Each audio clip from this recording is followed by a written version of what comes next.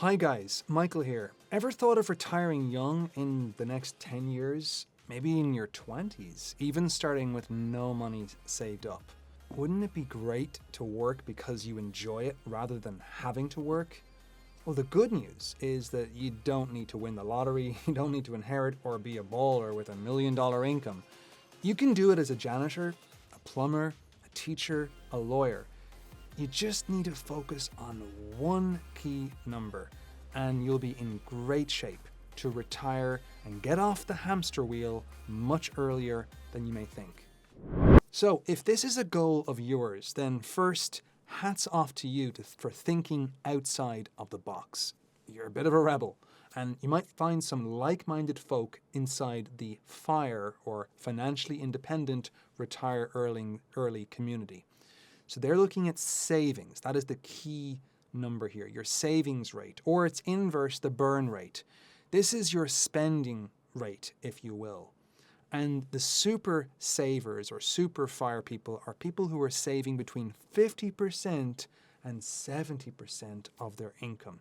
This might seem huge. So let's look at some numbers specifically to see where you can retire earlier than you might think.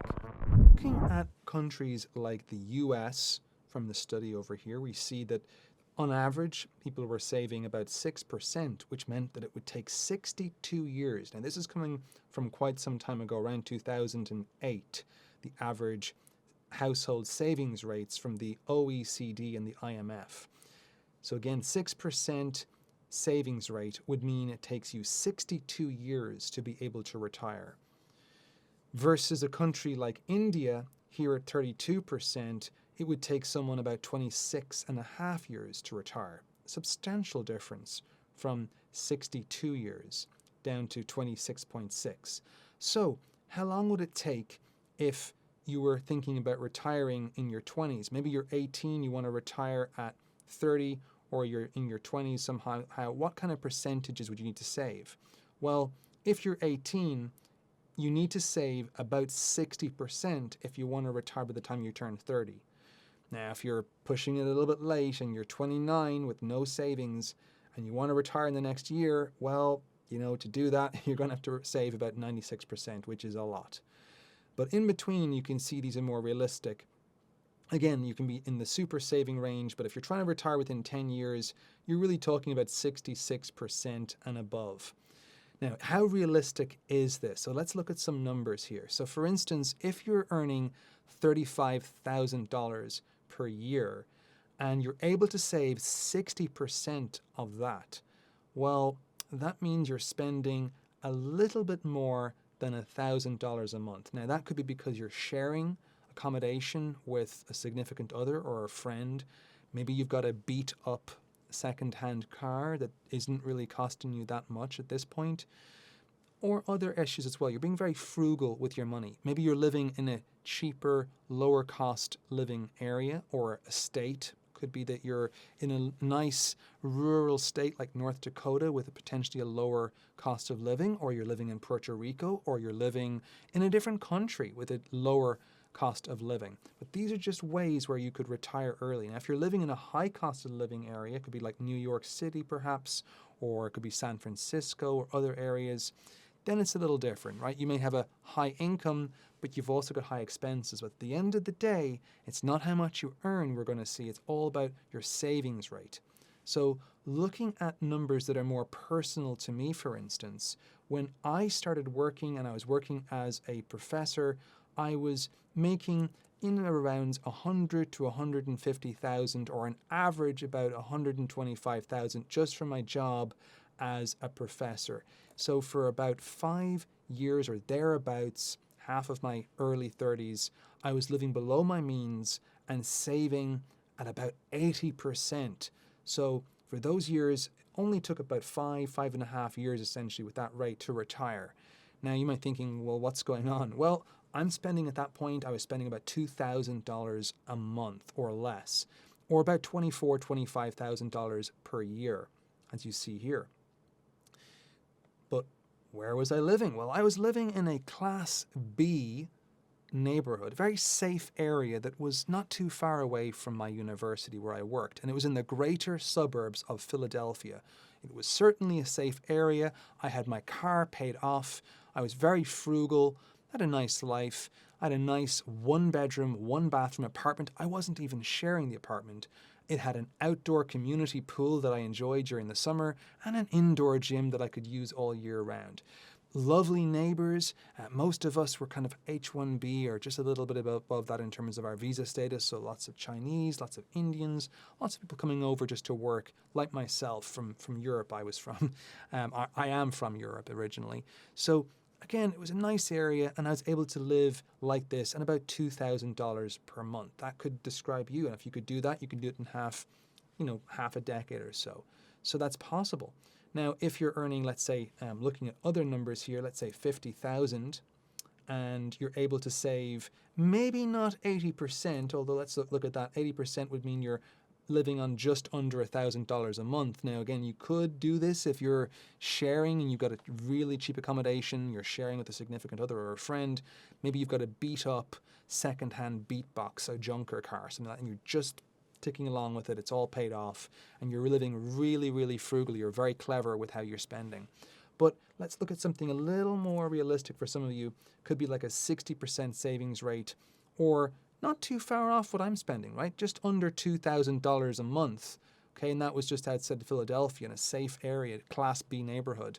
You could retire in 12 years with that kind of income and that kind of savings rate. That savings rate, again, 60%, you could be doing that in 12 years from 18, let's say, until about 30.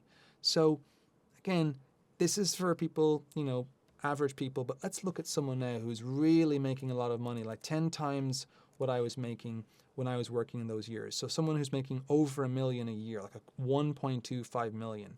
If they're saving at the same rate that I was saving, 80%, it's just magnified 10 times. So they're having to work for 5.5 years. So it still takes the same amount of time for them to retire if they're saving at this. But of course, their standard of living goes up because obviously rather than $2,000 a month or just a bit above that, they're spending a little bit over $20,000 a month. So yes, more income allows you to have a higher standard of living, but ultimately it's the savings rate that still determines how long it would take them to retire. It takes them the same amount of years, 5.5 years, to retire with those numbers. But looking at, let's say, your average return on an investment, so this is just going a bit further. And by the way, I have assumed in all these numbers that you're starting with nothing. You've got nothing put away. Obviously, if you already have saved up some money, this is going to speed up the time it takes for you to retire. So that's good news if you have some money already. Now, looking at the actual return on investment, you don't have to be a fantastic investor. You don't have to be the next Warren Buffett. So looking at this, let's say 5%, this is a conservative after inflation return on your investment. It could be that you've got your money in a retirement account, it could be an index fund, something like this. And again, this is quite conservative because after inflation, 5% is over the long haul. Now, if we were very, very, very lucky or very good and we made like 15%, look, it hasn't really changed. With the 80% savings rate hasn't really changed the number of years that massively significantly. So it's less to do with how good an investor you are. It's really just critical to look at how much you can save. Can you be frugal enough, right, to get used to a certain standard of living? And finally, looking at this withdrawal rate, this is a 4% withdrawal rate. This is otherwise known as the 4% rule. So this comes from an old study looking at people who were going to live in retirement for about 30 years, and they were going to withdraw about 4% of their nest egg every single year. And if they did this, this would probably guarantee or almost guarantee that a really strong likelihood of not running out of money. Now, if you want to guarantee it, you might think about buying something like an annuity, which is an insurance product. Or you could think about with this 4% withdrawal rate, maybe you're more conservative and you only take out 2%. Or maybe you're more aggressive and you take out 8%.